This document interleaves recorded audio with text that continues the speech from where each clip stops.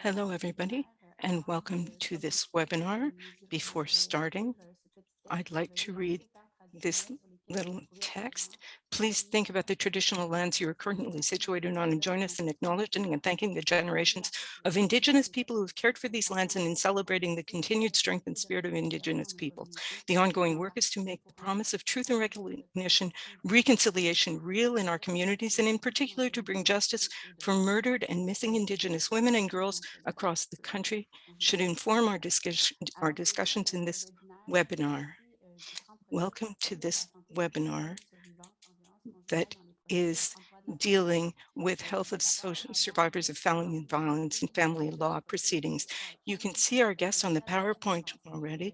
And Daphne, could you go on to the next slide to give some housekeeping rules that we will be following through the presentation? This is a webinar. You're all muted. And if you have any problems, please write it into the chat box. If there will be an evaluation link at the end of the webinar, please fill it out. And it will be in the chat. And once you've completed the form, you'll be sent to a website where you will be prompted to enter your information.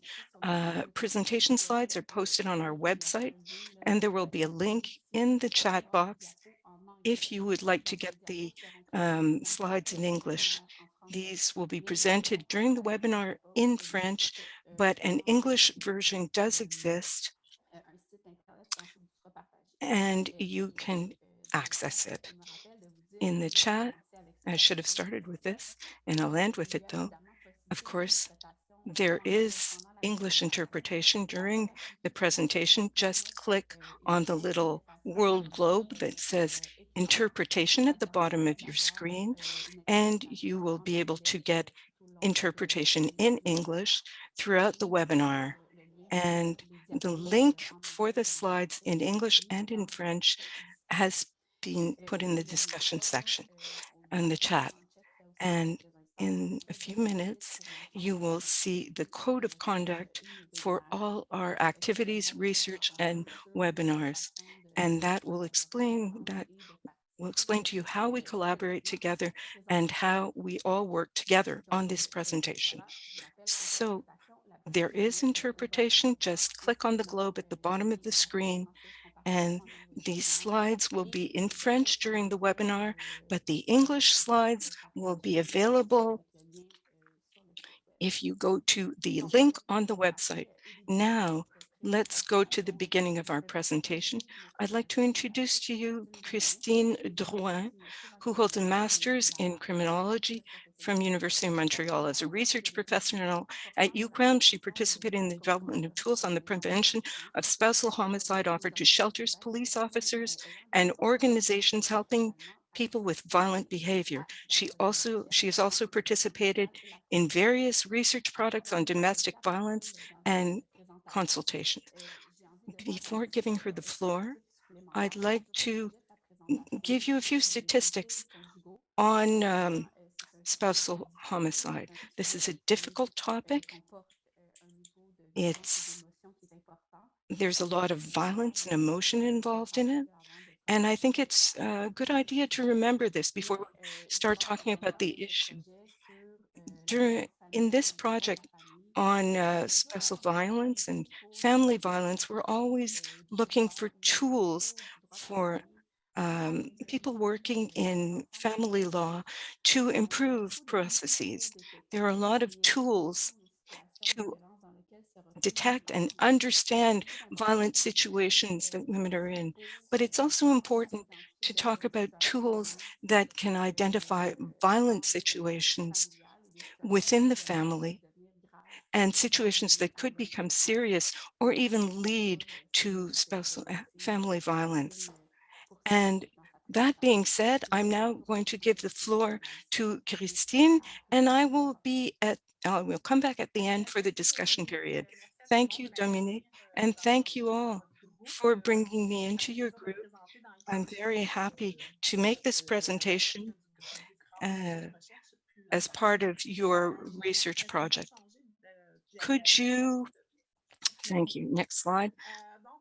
So today, I was asked to speak broadly about spousal homicide. I decided to share with you a tool that we've developed with an association called coeurd'homme. These are organizations that deal with perpetrators of violence.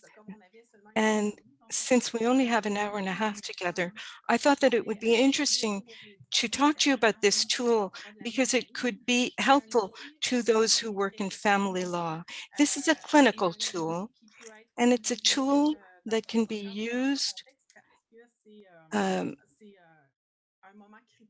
at a very critical juncture, as you'll see. During the separation is and custody discussions are a very critical moment, and it's very important to evaluate the risk of homicide at that time. Before going directly into the tool, I'd like to give you a few statistics in terms of spousal homicides. What does this mean? In our research and in the statistics, what we've seen is that spousal homicide is the murder of an intimate partner, a husband, a common law partner, a lover, or a former partner. This includes all these various people in various relationships. If you look at the statistics in Quebec between 2016 and 2020, 48 spousal homicides were perpetrated. This is approximately an average of 11 to 12 per year in 2020. 11 murders were committed. In Canada, it's about the same proportion as for Quebec, and also similar to most Western countries. Family homicides are about 33% of homicides. It's almost a third of homicides in Canada and Quebec that take place within the family setting. The vast majority of people who are murdered are women, and who are killed by their partner or former partner. And you can see it's about 80%. In Quebec, it's up to 90% of cases where women are murdered. And it's the same worldwide.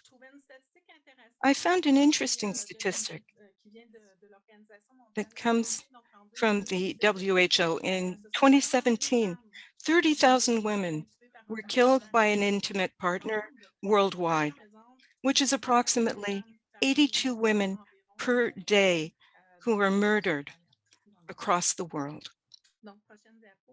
Next slide, please. I wanted to show you these statistics from Statistics Canada 2020. I know that in the media over the last 2 years, and especially the previous year, we've heard a lot about femicides, murders of women, and spousal murders. And since it's greatly discussed in the media because there are more than before, in fact, the statistics show that this is not the case. What you see here is that in 1974, up until now, we were at 0.8 homicides per 100,000 people, and in 2020, and it's 0.2 homicides per 100,000 people. So you can see that there's been a significant decrease in homicides, about by half or more, contrary than what the media is saying. But that's because we're talking more about it now. It doesn't necessarily mean, though, that there are more homicides today. So I just wanted to put these statistics in perspective. Let's look at the next slide now. I wanted to talk to you about data from the INSPQ, that's the Public Health Institute of Quebec, that has done an overview of deaths due to family violence between 2008 and 2018 to give you an idea of what's going on. As you can see, out of 113 situations of domestic homicide, there were 69 domestic homicides, 7 murders of children, filicides, 5 familicides, in other words, where the whole family is killed, and 37 other deaths, including the murder of the partner, the man, in other words, and suicides. That's the 37. Of the 113 situations, 165 people died, including 82 who were women victims of domestic violence, 56 perpetrators, and 27 collateral victims. The collateral victims were, for the most part, the children of the couple. Sometimes, though, they were someone, a close relative, the mother or someone else, the mother of the victim, someone in the family, but the majority were minors, the children. In terms of victims, 75 victims died by homicide and 7 committed suicide. In terms of perpetrators now, 36 died after having committed the homicide, 12 committed suicide, and 4 were murdered. Amongst these 4, it was either the partner who committed the homicide or the children. Thank you. The next slide talks about some cross-Canada research, a few statistics here in terms of the data that was gathered in this research. 418 domestic homicides occurred in Canada. And when we talk about domestic homicides, these are adults who die during these homicides, the majority, and 10% of children die. In the research, you can see that there's approximately 79% of victims who were women and 21% were men. I'd like to draw your attention to the fact that when you talk about child murders within the family, girls, it's about half and half for girls and boys. 53% of girls were murdered and 47 boys, so when a child is murdered, it's the gender of the child is not important. It's the fact that the child is murdered. In certain countries, in Asia or in Africa, usually it's more girls than boys who are murdered. But in Canada, it makes no difference whether the child is a boy or a girl. I also wanted to say that in terms of family or domestic homicides, the average age is 40 years for both the victims and the perpetrators, which shows us that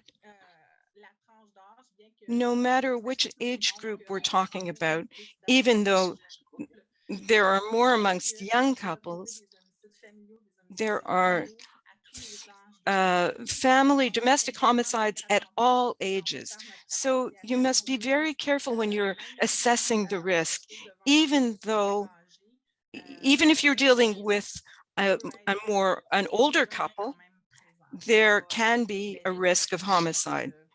And the age of the people is not necessarily important. You have to be vigilant in all cases. So, risk assessment. There are 3 types of tools that can be used to assess risk. If you go back to the Crop and Hart study, The tools are created based on one of three approaches. The first one is the actuarial approach. These are standardized tools that were validated. They give us often you get a rating and it shows you the level of risk according to these standardized tools. Then there's the unstructured professional approach. These are often tools that are based on clinical experience, based on specific cases that are seen, and based on clinical experience. The third approach is the approach that's called the structured professional approach. And this is what our risk assessment tool is based on. It's an approach that uses pragmatic and empirical theoretical data, data that's found in literature, and it puts this experience together with clinical experience, pragmatic experience. So it's really a blending of the two experiences, using both empirical and pragmatic data, which enables us to get a better handle on the context and better assess risk. And that's how we therefore developed our tool that I'm about to present to you on this slide. This tool is based on a manual called Intervening with Men to Prevent Spousal Homicide. It was developed in 2012 and it's being updated. The guide will be available shortly. The objective of this project is to list the best practices of organizations and to put the practices used by service providers that we questioned, to put them together with empirical data. And based on experience and practice, this tool was developed. And you can find it on the coeurd'homme site. That's the organization we worked with to develop the tool. So this risk assessment tool is what's important in this approach is that when you talk about assessing risk, it's important to keep in mind, first of all, that the risk of homicide is a temporary situation. It's like a snapshot in time. It's a moment of crisis. Someone who is at risk of committing a homicide will not be at risk for their whole life. It's a specific time in their life. So a risk of homicide has a start and a finish time. And through risk assessment, we can identify risks and better prevent homicide and adapt our actions to being able to deal with this risk. When you do a risk assessment, it's a snapshot in time. What it shows us as service providers is that every time, or once you've identified or observed the risk of homicide, it's important that each time you meet with the client, you have to redo the exercise to see whether the risk of homicide has gone up or down. It's a time, each time you meet with someone, you have to redo the assessment. That is something that should never be forgotten. You start as soon as you identify the risk, and you keep identifying it and assessing it until the risk has been mitigated. So to assess a risk, it's important to see what the risk factors are. First, the factors for homicide are the various factors that you find in the literature, and you can find them in a number of different tools. You have to know what these risk factors are. You have to validate. Well, we start with from the principle that these homicides are planned. So you have to look at the scenario. And I'll explain to you how we do this analysis. It's important also to document the precipitating events. What has triggered the idea of committing a homicide, and what can precipitate a person and cause them to act? So you don't all just identify, is there a risk? But once the risk has been identified, are there certain factors that can precipitate them to trigger the homicide? And you see the link with family law. When you're in a situation where the spouses are discussing custody, for instance, or if they're in the midst of a divorce, of course, this is a very critical situation. And that's why it's important to realize that, for instance, the date at which they will appear in court could be a precipitating event. And then you have to establish what level of risk you're at. You have to look at the protective elements. When you read the literature and you work with service providers, there are also positive things factors that you have to identify. What can prevent people from acting? What can enable people to be safe? And the last very important element is the level of collaboration between people. If there are people who see the risk and people who collaborate with us as service providers, it's much easier than if you have more recalcitrant clients who don't want to collaborate with us in our work. And then it's harder to act, and it means that the risk will be much higher if we can't intervene. So based on all these factors, we can then assess what the risk of it is at a given time in a given situation. Next slide, please. So let's go back to the risk factors.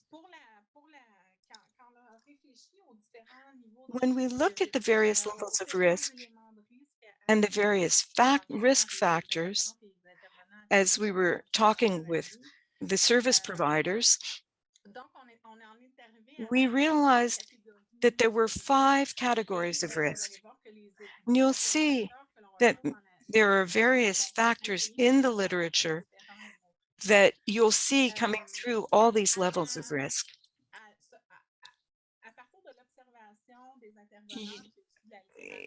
Based on observation and the literature, we were able to analyze, and as we were doing the research and looking at certain coroner's files, we could see that there are certain risk factors that evolve over time.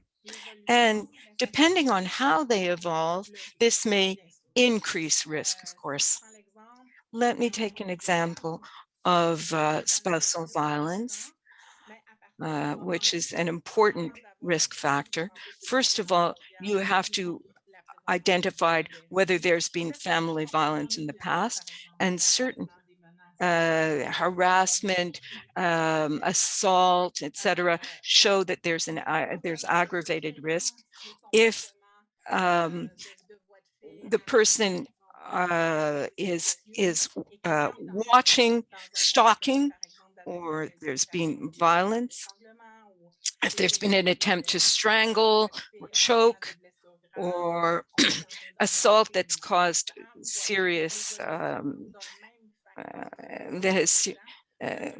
serious harm. All of this shows the severity of the situation. The moderate risk category includes factors, chronic factors that last over time.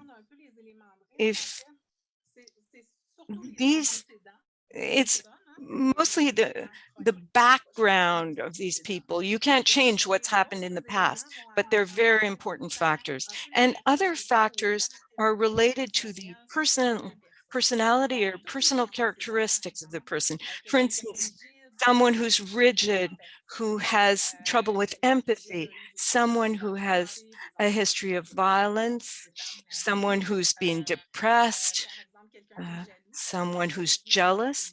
Jealousy is a very, very important basic factor. Someone who's controlling, the presence of a firearm.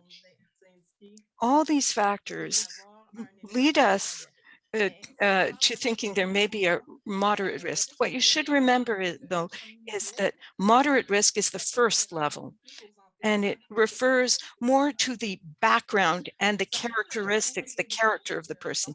The next level of risk is aggravated risk. These are circumstantial factors that add to the moderate risk and that make the situation worse. What you add to the background and these personality characteristics, you add circumstantial factors. And I forgot to mention that when we talk about assessing risk, we're also talking about what's happening now. Everything that happened over a few months ago are considered as background information. If there were death threats 5 years ago, it's going to be considered a background factor. If there was a death threat last week, that is part of the aggravated risk. That's something that has happened now. Now, in terms of aggravated risk, there are all kinds of cognitive factors, feelings, affect, and certain behaviors. As I said, there are these factors are usually used with the perpetrators, but we can use all these factors with the clients, but they're more identifiable when you're working with the perpetrator. So, are there suicidal thoughts? Are there losses? Are there signs of depression? Separation, for instance, is a point in time which is very important. That is the number one factor when there's a risk of homicide. Refusal to separate, the presence of a new partner, ideas of revenge, a perception that the partner has destroyed the family, a lot of rumination with revenge, and there's a lot of rage. Now, another factor that's very important is sudden changes in the person's behavior or attitude. Someone is like this, but suddenly changes their behavior. Contemptuous behavior or remarks are important. Harassment, the breach of release conditions, suicidal threats, death threats. And in death threats, it's going to be very important to document them, but it's important to document all factors and get as much information as possible. The more questions you ask, the more you detail each of these factors, the better it is. So this isn't just a grid where you can check something off or circle something. You have to document how this factor presented itself. And the more you're able to, you'll be better able to identify the risk by doing so. So so please leave nothing vague in what you hear. So, and specify and document, because the better you document things, then the better your chances of not being left with a concern or a worry and a regret of not having asked such and such a question. So document as much as possible so as not to carry these uncertainties and worries with you. Now, regarding the death threat, it will be important to indicate not just the fact that a death threat was uttered, but the words used. When we talk about planning in a little bit, we'll see that the words uttered are important, and the more detailed the threat is, the more tangible and concrete it is, the more specific it is, then the higher the risk. There's a difference between saying, I'm going to rip your head off versus this next weekend, if you tell me you're leaving me on our next weekend, I'm going to shoot you with my gun. So you see, detail becomes important, and it's very important to document that detail. Also, a lower level of accountability in that companies change if a person recognizes their violent behaviors, or and then suddenly ceases to recognize them, and that's important to document. Now we're into the serious risk. So basically, at this point, we're close to acting out, and these are critical elements that are coming in addition to the basic scenario, and that intensify some of the behaviors. When the serious risk is present, well, the first steps of planning are occurring. This is past the ideation and the threats. Planning is occurring, as is the case for suicide, with what means, where, when, how. And then objectification, or objective, or watching the partner in a more objectified way, an object of distress, object of suffering, object of vengeance, object of causation. Everything is caused by her. And when you no longer see the partner as a person, but rather as the object of your vengeance or your suffering, that is the serious risk situation. And when there's an increase in the severity and frequency of violence, this is often seen in the weeks and a couple of months preceding. And when there is an intensification, a significant intensification, then you're in a serious risk. When there is sexual violence, then this can be linked to objectification of the spouse, and that indicates a greater risk. So when we assess homicide, the risk of homicide, it allows us to distinguish the important factors. Of course, domestic violence is an important factor. Some researchers say that once that is present and identified, these are the most readily preventable homicides. Once there's domestic violence that is identified, we can document and observe other signs to see the risk involved. And the work of the practitioner then will be to distinguish among the different situations of domestic violence or uh, spousal violence, which are the more dangerous ones. When there's sexual violence present, attempted choking, use of a weapon, when there's active stalking, it's no longer harassment, but it's active monitoring, tracking, following at work, following to work, uh, monitor during the hours where you're apart, monitor in the new residence. So when you're in that phase, when there is also sequestration is an extreme degree of control. Also, when there where any kind of weapon is used to threaten, whether a firearm or other, any object can be used as a weapon. And one of the key elements is once the victim starts saying she's afraid for her life, that should be your first indicator that there is a homicidal risk, and you should document the situation.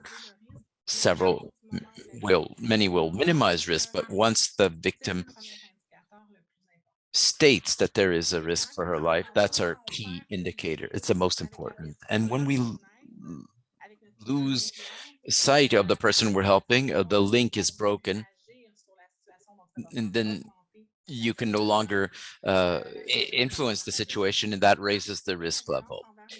And also violence towards domestic animals. In situations of domestic violence, we note that this is rather rare, but when violence towards pets is present, it is an indicator of risk. Also, and lastly, imminent risk indicates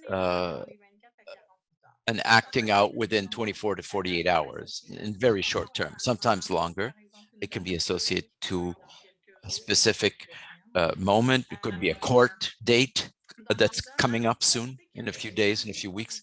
But nevertheless, this is when we know that the homicidal plan is present and close to being triggered. For example, life-threatening behaviors are seen. When there's a loss of hope, getting back to separation with its degrees, and you're in an aggravated risk when often the perpetrator refuses to accept separation, or when you see signs, and they will become precipitating events, that this relationship is over once and for all, that the breakup that is completely is complete, and there's loss of hope, then that is the critical moment. And if no measures are taken, there will be homicide within 24 to 48 hours.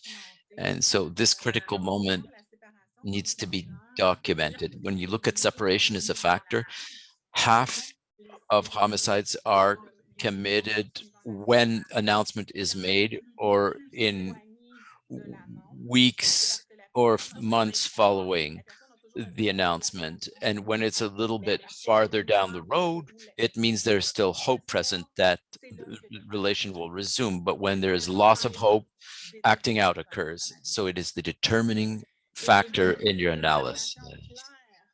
Also, when there is clear verbalization of intentions, I'm going to get my weapon right now. I'm going to get my gun. I'm going to see my spouse right now. So that's clear.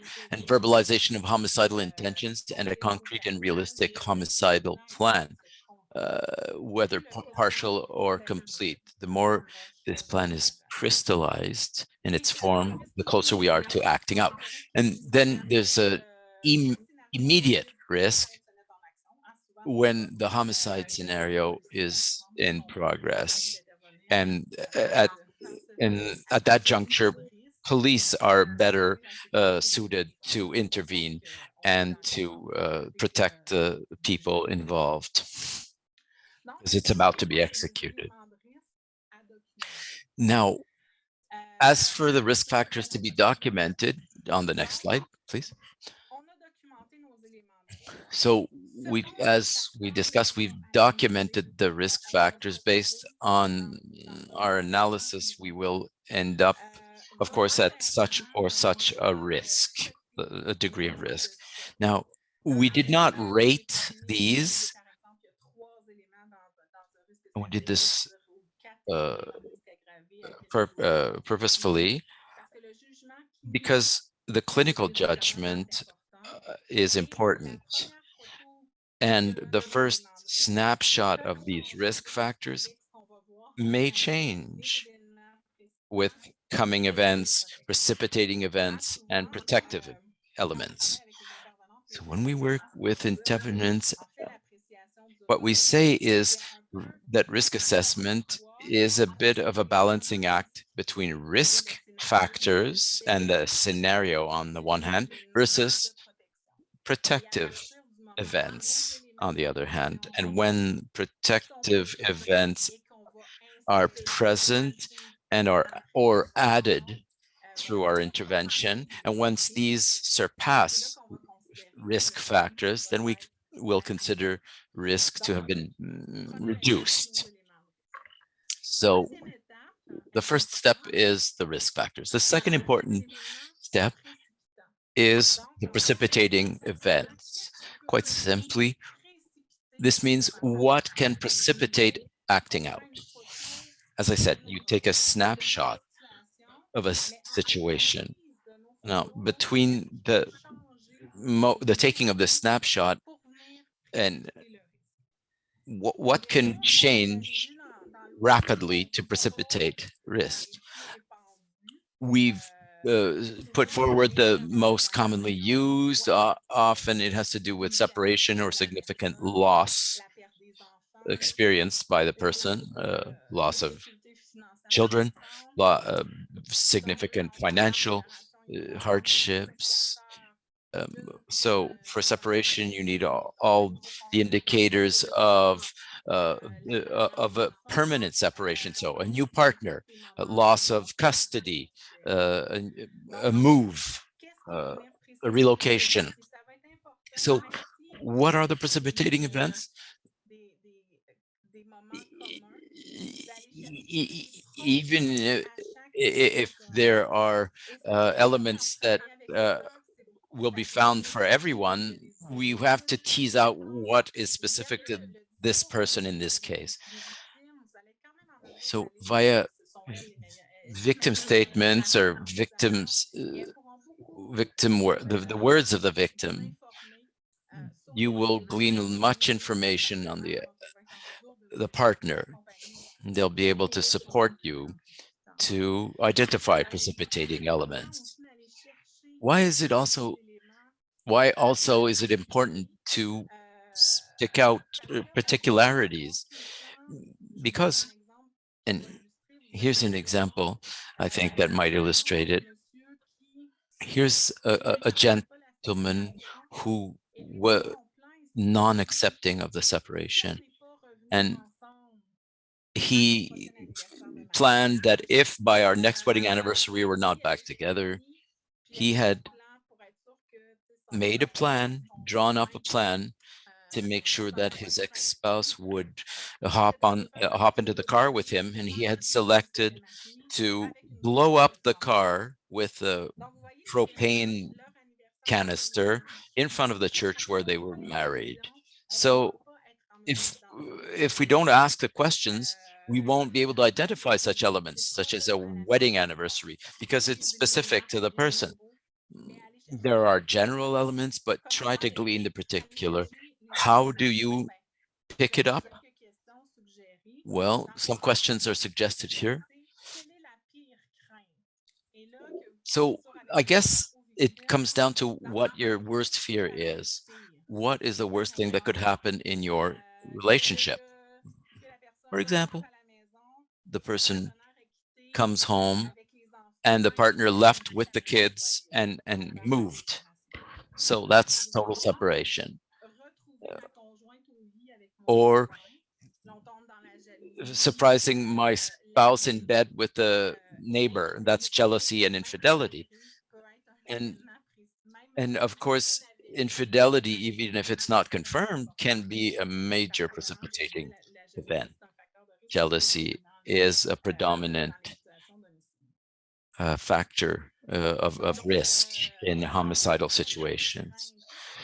So what is your worst fear? What is their worst fear? What is the worst that could happen? When you speak with the victim, she'll be able to identify these, or you can connect these to the threats. When do homicidal threats occur? When we talk about custody or separation. And so you'll be able to put your finger on it. And then If the worst were to occur, what would that trigger? What potentially might happen then? Of course, our mind immediately goes to homicide, but it's important to document that because it could be in the range of any revenge, any idea of revenge. And some ideas are not as extreme as homicide, but it might also reassure us in some cases. So if the worst that can be done is vandalize the tires on the car, then that's one thing. So what are you going to do if the worst case scenario were to materialize for you? Also, you should ask yourself, has the worst yet happened, or is it yet to happen? Because if it hasn't happened yet, because if she's about to leave you, it's more serious than if she left 3 weeks ago and nothing has happened.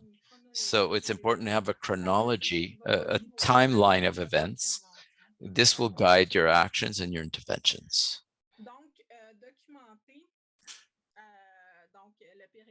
So is the worst behind you or yet to come? And why would you say that? And what triggers homicide ideation?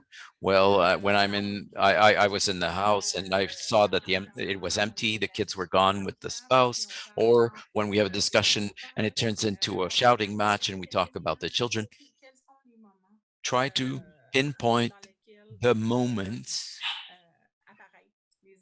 where these ideas can emerge or are the most present.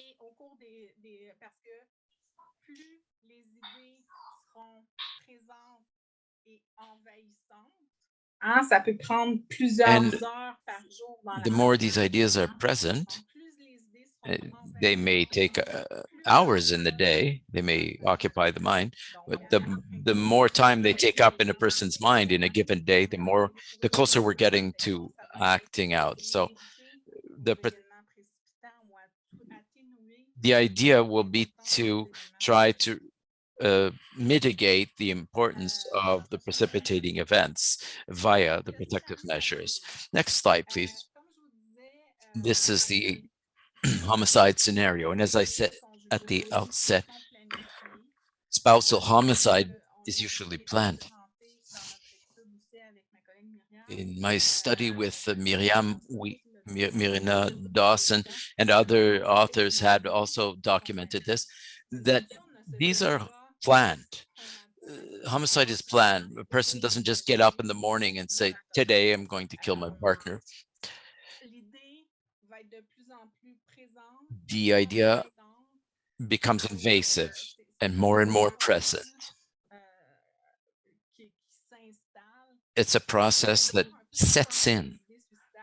And much like suicidal ideation, it's quite comparable. It's a form of destruction. Of course, for suicide, it's self-destruction. And when we talk about homicide, it's a life-threatening act. So there are a lot of points in common in the planning stage. So the ideas maturate, they become more and more invasive.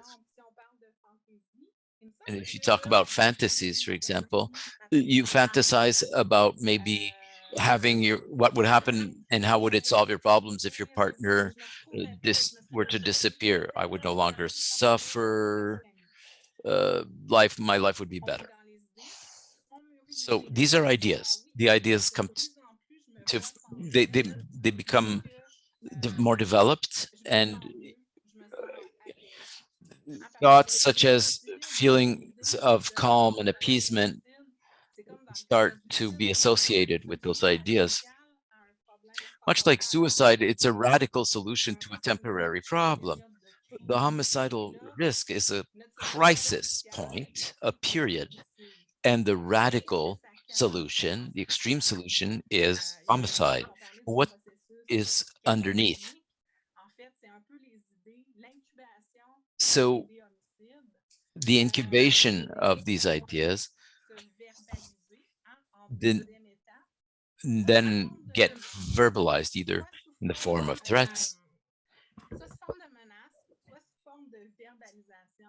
or just words. And the clearer the verbalization, then the more likely the plan is starting to crystallize. What's the best time to act out? And then a scenario is actually drawn out.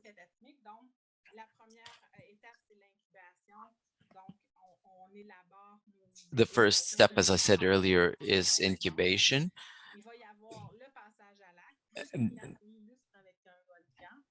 So I liken this to a volcano because once you act out, much like a volcanic eruption, there is a calming of the forces within. And this is what is sought.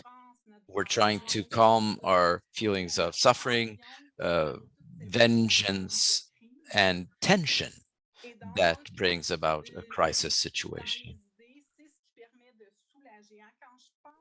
So when I imagine that she's no longer there, I feel uh, relief, and often the acting out is meant to do that. Often the sensation of relief, of course, is ephemeral, is temporary, but that's what is sought. Now, before we move on to the question period, I want you to think about that it will be planned out, but there is no accounting for what comes after. It doesn't exist. So that's why in the intervention, it's important to lay out the consequences of the act. And that's a very, very interesting avenue to explore. What illustrates the fact that there is no after the act is that most of those, at least a third are successful in their or in their suicidal attempts, but it's important to document them. Though the majority of these perpetrators or will themselves turn themselves in to the police, and very few of them will plan a way to hide the murder, 5 to 10% only, to maybe make it look like a suicide, hide the body. That's 5% or so uh, of those who act out. Getting back to this scenario, it's important to ask these questions flat out. When you're assessing risk, be transparent and call out things by their name directly. So ask a question directly, and asking it will not trigger it. Somebody who's also already developing a scenario in their head will answer openly. And asking the question openly, as we do in a suicidal prevention intervention, indicates to the person that we're able to hear these words and be supportive, because if they open up to you, it means there's a certain ambivalence towards acting out, and it may be a call for help. How do you tease out the scenario? And these are my questions here. Have you ever imagined the death of your partner? So this is the realm of ideas and fantasy. Did you imagine both of you dead? This is homicide, suicide, murder, suicide. And as an aside, with respect to suicide, once a person verbalizes suicidal thoughts, if you know that the person is in a separation process, start documenting whether the person intends to bring somebody with them, maybe the spouse, maybe a child. Once you identify suicide, ask yourself, could there be a homicide involved? So did you imagine both of you dead?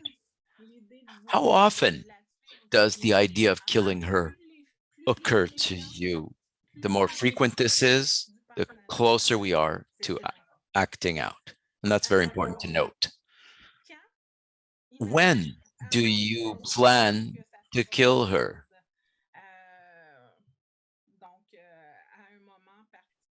Is there a specific moment? Where did you expect this to happen? And in most cases, this will be at the couple's residence or at the ex-partner's residence. It's rarely outside. How do you plan to kill her? Is it a blade weapon? Is it a gun? 28% of homicides are committed using a gun, a firearm. And then have you taken steps to carry out your plan? Which steps? What steps? Do you have the means to implement them? So you're thinking about eliminating your spouse. How would you do it? Explain it to me. And the more concrete the answer, the closer we are. And have you thought about including other people in your plan, involving other people in your plan, or including, I guess, in your scenario, children, the new spouse, perhaps other person in the network of family or friends, and it's important to document who else may be present or involved. Now,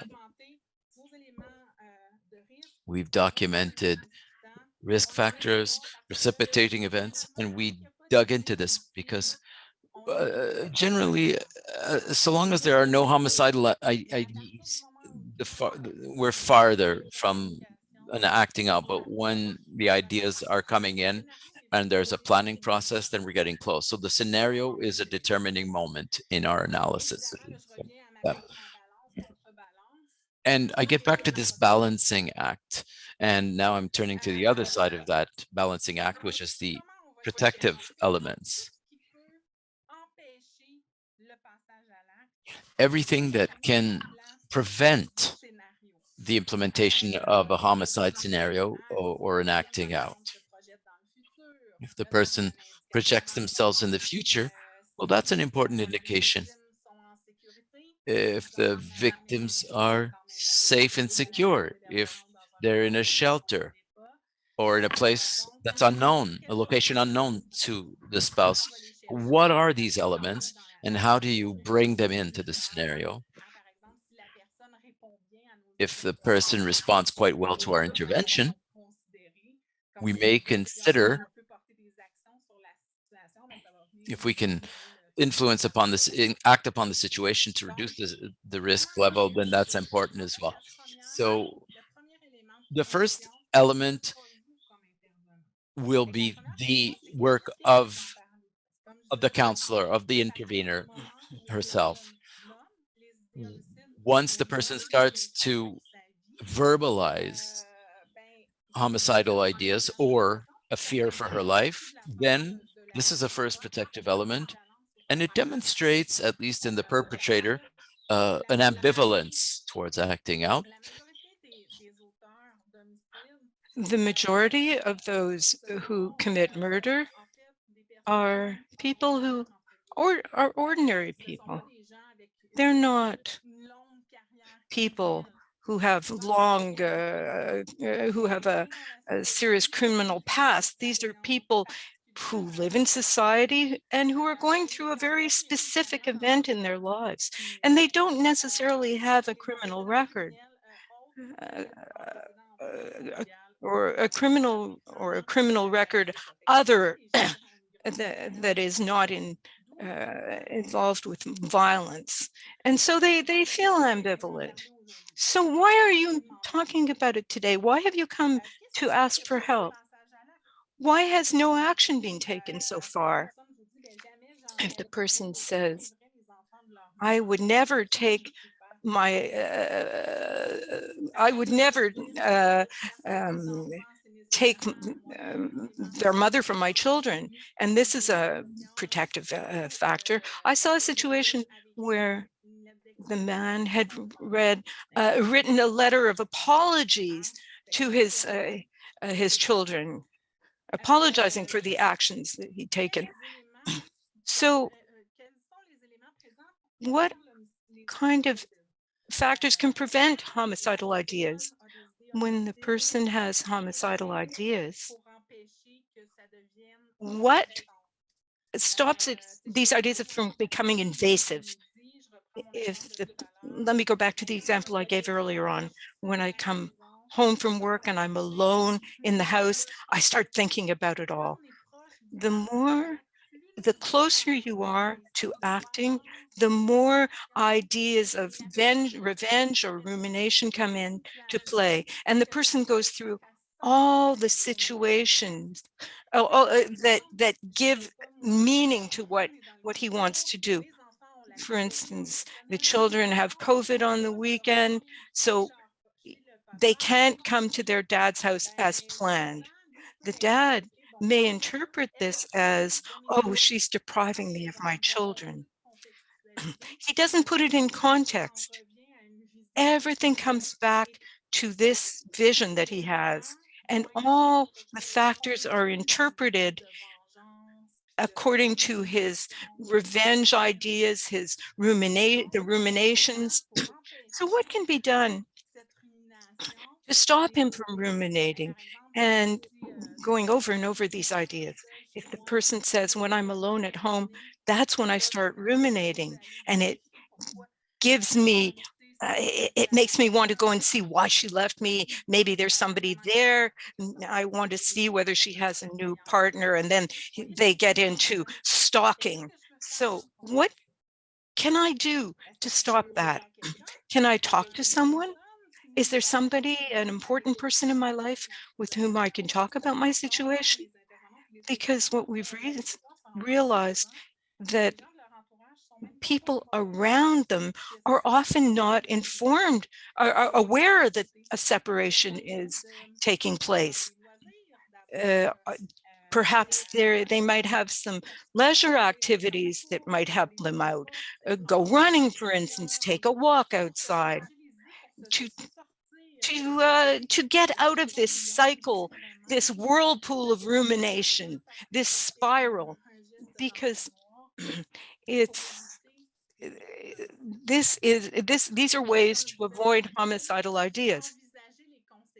And thinking about the consequences of doing such a thing, this could be important too.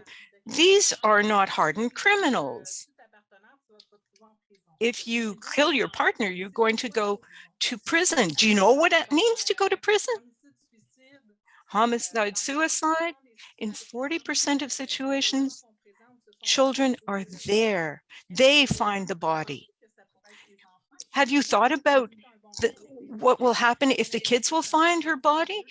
What kind of impact will it have on them? The thought that their dad killed their mom. And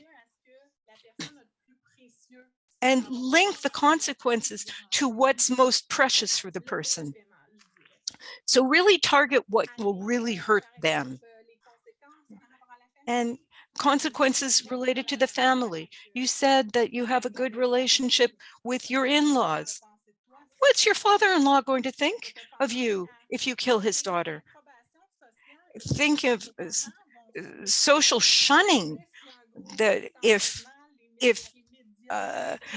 you make the headlines in the papers and the media starts talking about it. Have you thought about your parents, your brothers and your sisters, and the pressure that's going to be on them? So you can go very, very far using potential consequences, and this could be a very significant protective factor. So that gives you an overview of all the major factors that you have to take into consideration when you're assessing risk. So in conclusion, I just wanted to give you a few interesting ideas that you can work with. The first key to protecting against interfamily homicide is risk assessment. The more people who know what kind of indicators exist, the more you can quickly identify a situation where there is a homicide, a risk of homicide. And the easier it becomes to thwart the action.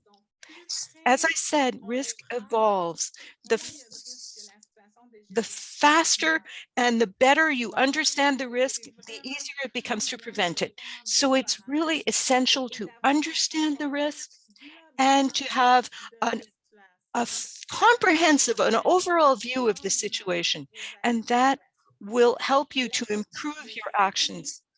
It's important to target critical times, moments like separation, and to realize that for instance, in situations where there's a possibility of violence and custody is in question, you mustn't forget that half of filicides are committed by men. Men kill their children to take revenge on their former partners. So look at those surrounding the person too. And and risk assessment is an evolving process. It's not something you do just once and say it's all over, I can do everything else. No, you have to continuously assess the risk as the situation evolves. The second important point is managing risk. To never forget that you're managing actions, that you're managing possibilities that or possible actions that are adapted to the risk. The closer you are, I was talking, the more time you have, the more you can take critical action and you can avoid the violence.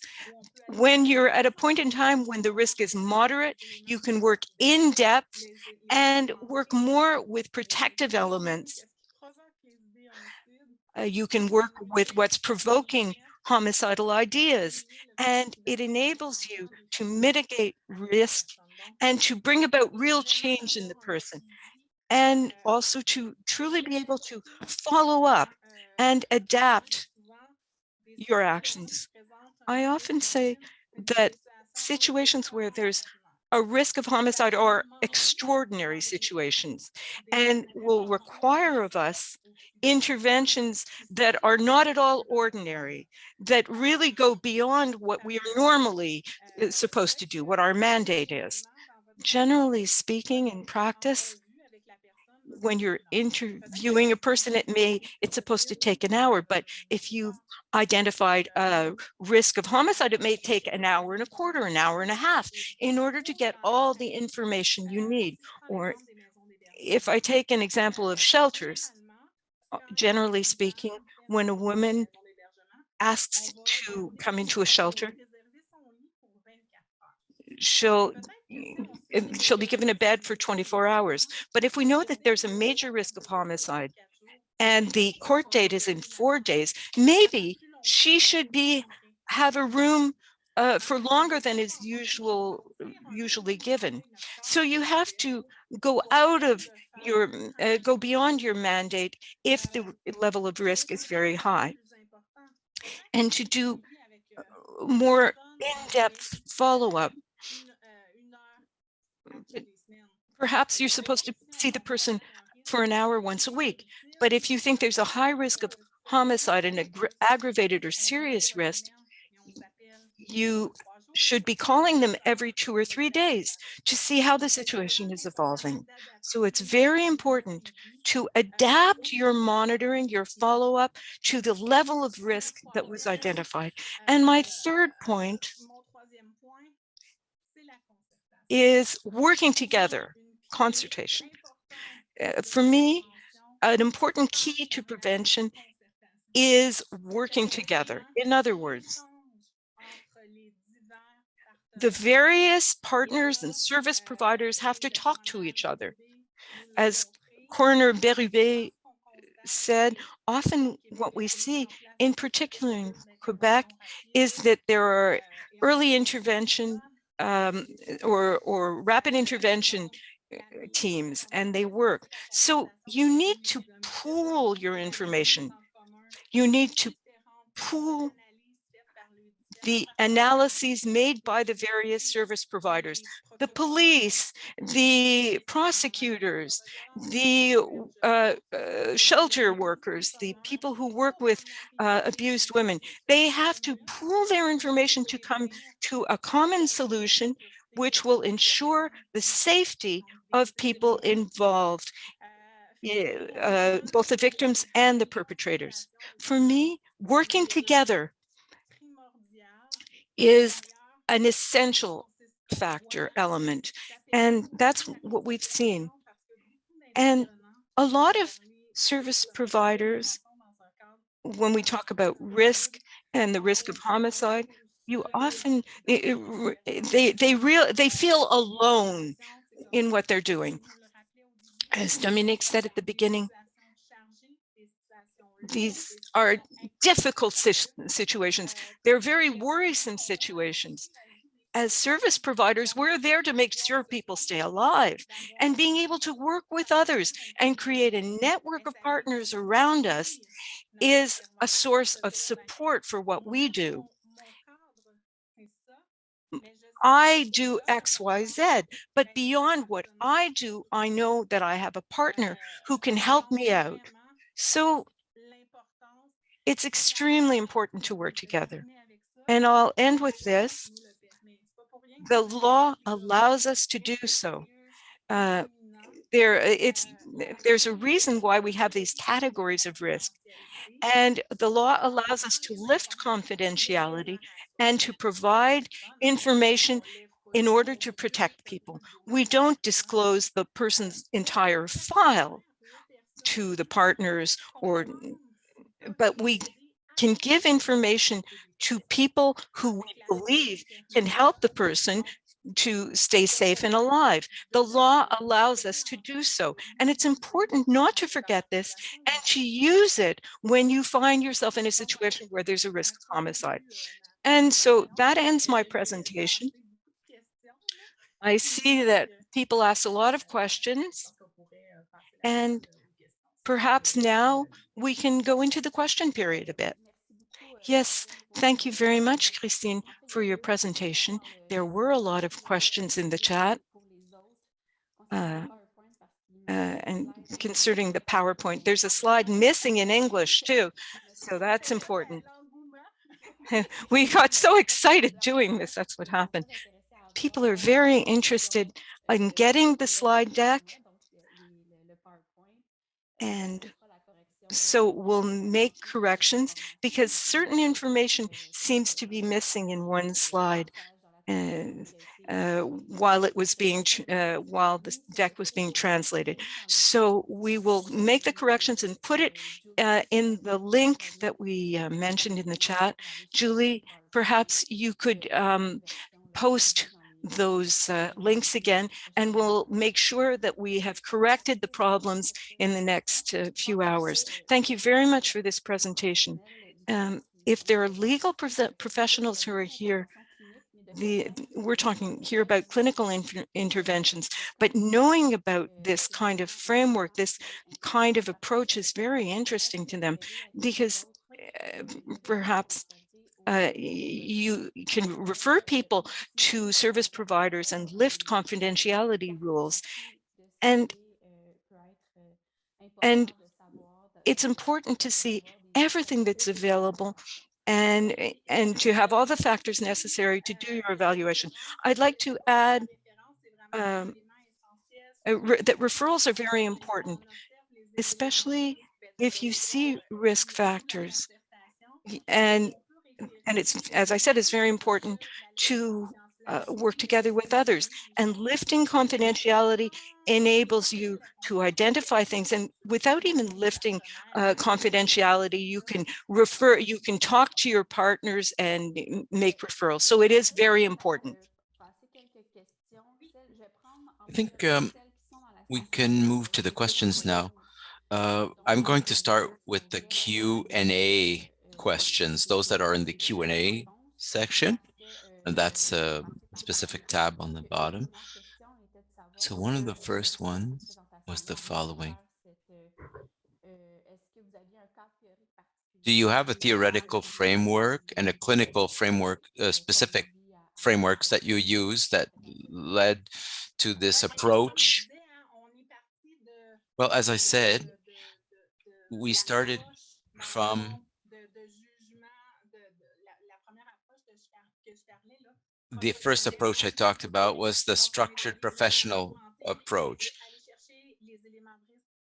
documenting the risk factors from the literature. So it's a co-construction of the data from the literature with experience of the workers in practice. So it's a co-construction basis. And that's what helped me develop the grid. Thank you. Next question. For youth, these are youth protective issues. So these people may have access to all members of the family, but they don't necessarily enjoy the greatest trust. In that case, do you have tools or recommendations you can make? Well, with respect to youth protection, it's a tricky question. It sure is. For an intervention, I think it has, I have to come back with trust, transparency, and the ability to verbalize concerns. It's about naming your worries and saying them, and to bring them to see that there's a risk of homicide. That's the most important thing, and that will bring about collaboration. uh, for those who are less open, naturally, there's no silver bullet. You just have to, little by little, earn the trust of the person. Use kindness, use transparency. I'm here to support you, uh, to make you feel safe and secure. And I'll try to do the best with the best of my knowledge. And that's the message I would use. Another question, is the proposed framework used along with other standardized tools, or is this a standalone tool? No, it's a tool that works on its own. But for those who work with victims, I also propose danger assessment by Jacqueline Kerbo.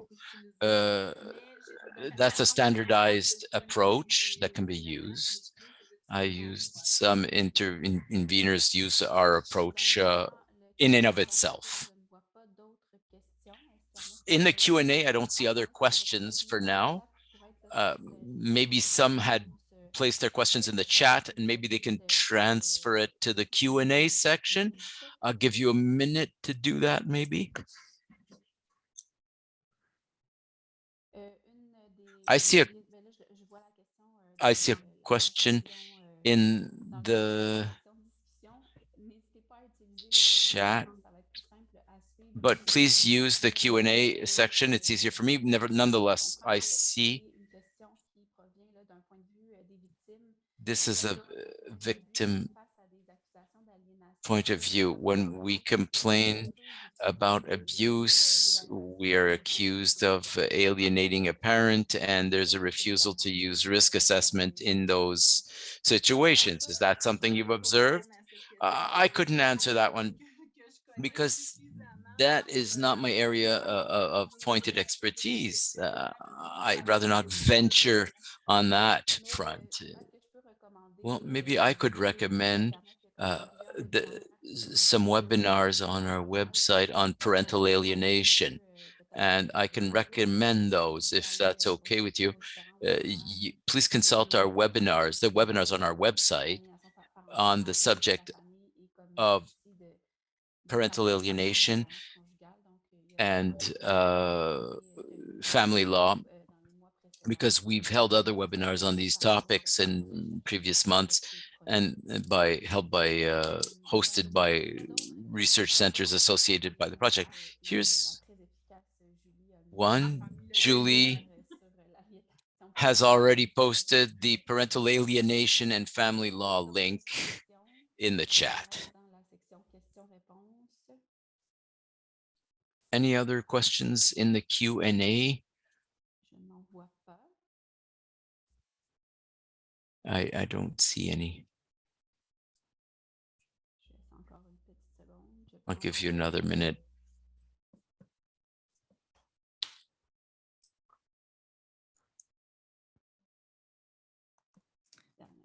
J'ai vu tout à l'heure une main levée. I saw a hand up among the participants before.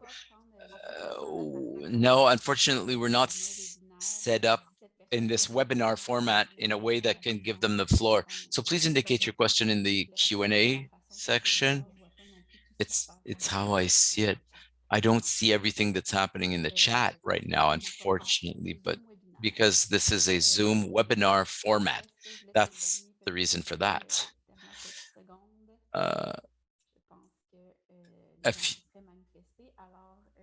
So seeing no further questions, I would like to thank Christine wholeheartedly for being here.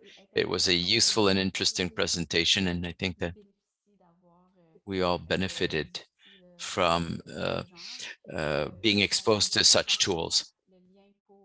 In the chat, you'll find the link for the evaluation form for the webinar, as well as the links for the corrected version of the English slides, and that will be done later today. I would also like to thank our interpreters who did an important job. Thank you very much. This is Dominique, and thank you everyone who organized this and in the research project, Julie and everyone else involved in the organization of this event. So that concludes our day. Thank you for being here.